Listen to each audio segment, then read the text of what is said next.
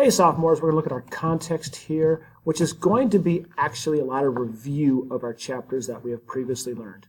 And we're going to look at three areas in our context for this chapter on colonialism and slavery, and those are going to be the Americas, Africa, and Europe. So let's start with the Americas. So let's look at the Americas before the year 1450 to 1750, which is the era we're studying right now, the early modern era, 1450 to 1750. So before 1450, we had civilizations that were growing in the Americas. The Mayans, who had an earlier civilization in our classical era, they kind of fell and then came back again, and they had a large civilization in basically what would be right here in southern Mexico and in Central America. The Aztecs had built a large empire as well in central Mexico at this time, and the Inca Empire here in South America as well. Now, these were strong civilizations that did have trade networks locally in their areas, but there was not much trade going back and forth between like these civilizations. Some things like corn were able to get back and forth, but no large established trade networks like the Silk Road, for example. However, these civilizations were very advanced and were continuing to advance before 1450. We see some examples here of the advancements, many of these that we have talked about earlier in the year. Here we have a calendar right here. This would be a calendar. I believe this particular one is from the Mayans, but both the Mayans and Aztecs had their own calendars. In fact, the Mayans had multiple calendars that they used, and they were able to create those because of the advanced astronomy they had by studying the stars, calculating the days, and they made many advancements in astronomy among many other sciences for the Mayans. Here we see the quipu, which came originally, we talked about these with the Moche people, where you basically had strings with knots in different colors, and it was kind of like a coding system. It was used for numbers, we know that for a fact, but it also could have been a form of a like almost written language, except for done with coding where there's different colors and different knots. And we had talked about that earlier in the year as well. And here would be codices. The codices were written both by the Mayans and the Aztecs, and the codices had a wide variety of literature in them. There were stories about their creation, about gods. There were legends that were in there. But there was also a lot of science that were in these, a lot of astronomy, a lot of their history that could be read. And as we talked about, we would know so much more about these civilizations if these codices had existed, and if the quipu had continued to exist and be made. But many of these were stopped when the Spanish came. They were forcefully stopped. Many of these were burned because they were not Christian. So we lost a lot of the quipu. We lost a lot of the codices, unfortunately. And that's why when we study the Americas, we are doing some guessing because we don't have as many documents. We don't have as many, quipu that we can now read because we don't even know how to read these anymore the way that the Moche could have or the Inca could have. The codices as well. Many of these people were killed, and we don't have as many because so many were burned. If we had a lot of them, we could read about them like we read about ancient Rome or ancient Greece. Well, let's continue. Other advancements here we see Tenochtitlan. This is Tenochtitlan, which was the capital of the Aztec Empire. It's pretty cool because this capital was actually built in an island on a lake. And it really tells us the advancements that the Aztecs were able to make. They moved out to this island when they saw that there was an eagle eating a piece of fruit with a snake on a cactus, which is in the flag of Mexico today. And they decided to live here, and they grew and they flourished because it's hard to attack them. They were kind of isolated and protected in a good way. And then what they were able to do was they realized they needed more land. So they created more land for farming and living. And these would be these small islands called chinapas. And we had talked a little about these earlier. These are floating islands, but they have basically stakes underneath them, or these sticks you can see going underneath in the ground. And then they would put a board under here and put earth on there, and they could grow corn and many other crops, and you had the water right next to it, which you could use to irrigate it. And these were built, you see here, all throughout here, and all these canals are in between the chinapas. And they were able to grow this island.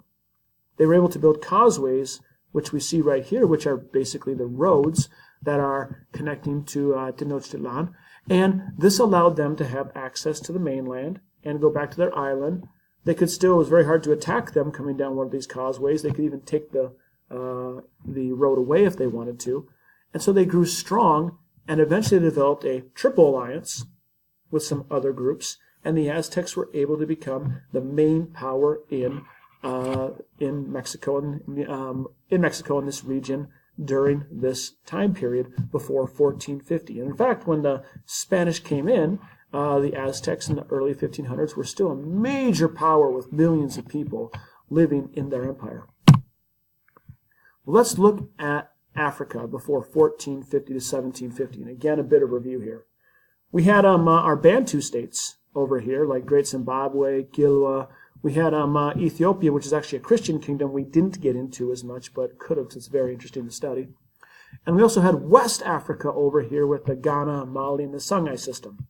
And we had here the Swahili city-states, which were majorly involved in trade in the Indian Ocean trade empire with India, China, and other places, and grew in wealth right here, getting goods from China, trading their goods like gold, ivory, other materials, and that's how they gained wealth in the Swahili region of southern Africa.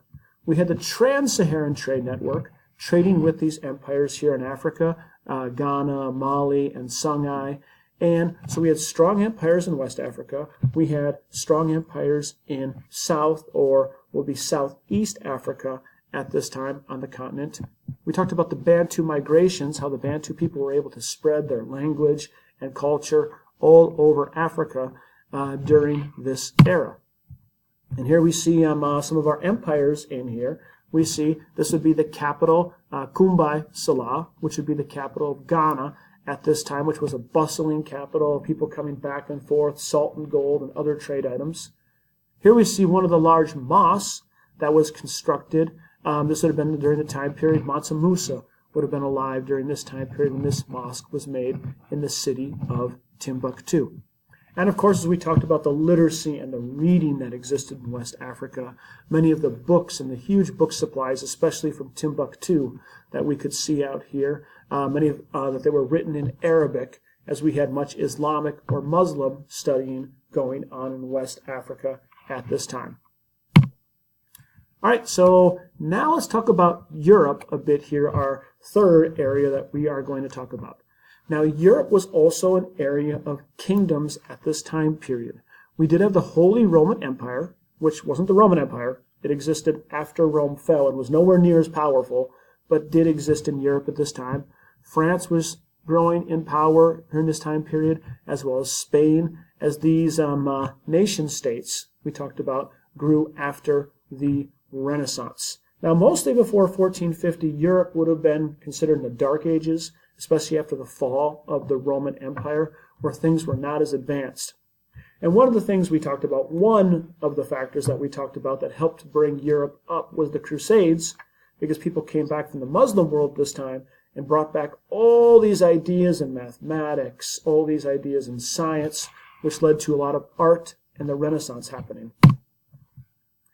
Also, as this time, we have to acknowledge the power of the church and outside influences in Europe. Here we see the Mariner's Astrolabe, which was taken from the Muslim world. Here we see the Crusaders, because the Crusaders were able to go to the Muslim world, bring back ideas. However, the idea of the Crusades continues in Europe. So in our new era, we're going to study 1450 to 1750. This is important. Europeans still have a crusading idea. So when they meet foreign people, they still have this belief that they have to spread their religion. They have to spread their culture. And because they've been fighting another group for so long, like in Spain, for example, which was a Muslim area, then the Christian Europe was able to retake it. They had the idea that they had to spread their religion and that God wanted their religion to be spread. And if other people didn't believe in their religion, that they were wrong or heathen, or that they were going to go to hell, so they had to be converted or basically killed. So this will affect what happens to the Europeans when they get to the Americas, and the people in the Americas don't believe in Christianity. This will have an effect because they won't see them as equal human beings, and they will be more able to take their land than if they weren't. This is also called the Vatican right here, which is in Rome. And that's kind of symbolizing that the church had a lot of power. In the era before 1450, there was kind of a tug of war going on between emperors, kings in Europe, and the Pope for who had more power. The church will remain very strong even after the Crusades, and the Crusades are proof of how strong the church was and what they were able to do. So, this is the background. This is our context that's going to be set. And now we're going to see what happens when the Europeans get in their boats and make it to the Americas. And then after that, we're going to talk about what happens when they also get to Africa and how this will affect the world and a lot of the world, how we even live. You can still see the effects of it to this day.